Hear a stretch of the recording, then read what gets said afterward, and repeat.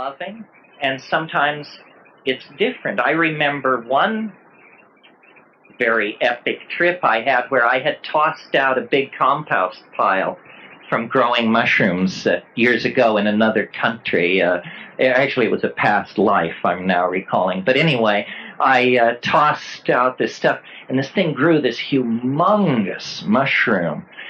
And I had taken mushrooms the previous Saturday. I had taken a full dose, which is 5 dried grams.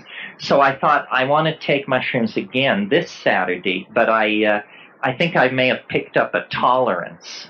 So I'll just take 9 grams instead. And this is where the learning takes place. The mistakes. Treasure your mistakes. So the thing, it's like I'm sitting there and suddenly I realize, oh my God, it's coming at me. It's 100 miles wide. It's 10 miles high. And it's just rolling toward me. It looks, and I barely had time to lay down. That's how fast it, and a voice said, you know, prepare, the storm is about to hit the beach.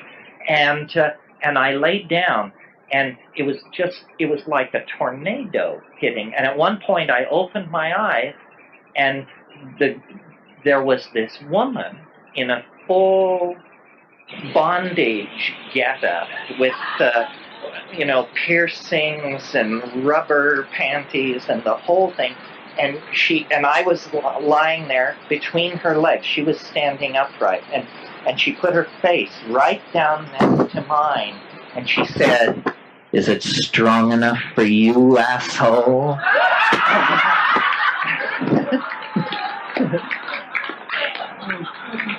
To which I replied, yes. And then she said, "They say it helps to close your eyes, cowboy."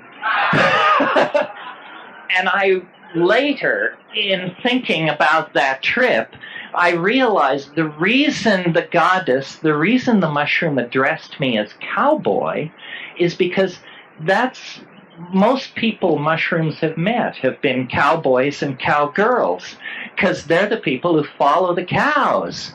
And most people have encountered this thing in the pasture. You know, Maria Sabina, the mushroom shamaness of Oaxaca, claimed not to have been initiated. She claimed that as a child left to watch the sheep and the cows, she had been hungry and had gotten into eating mushrooms. So I haven't lost my thread. This is a safety course. I haven't forgotten that. Once you get launched out in there, then there are tricks for navigation. And the 2 tricks that are indispensable.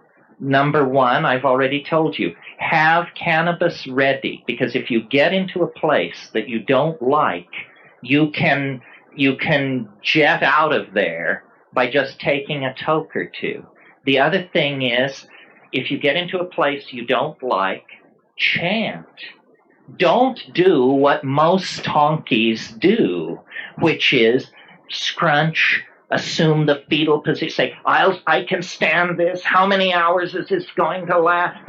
You don't do that. Sit up, take a breath, and belt it out. Huh? Drumming too, but I really think it's important to oxygenate your body. It's very important to move the breath through. And there are hard places. If there weren't hard places, people wouldn't be so terrified of this stuff. So when you get to a hard place, first of all, don't be an idiot. Don't abandon yourself to fear just because somebody puts something ugly in front of you. I mean, people put stuff that's ugly in front of you every day, and all you say is, yuck. So this also works there. I mean, there are strange places, and we each have our own private hells. I mean, there's a place I go to nearly on every ayahuasca trip that I call the meat locker. And, the less said about it, the better. But every time I feel it begin to swerve, that I say, uh-oh, time to fire up a little sinsemilla here. Sing the No Meat Locker song. Yeah.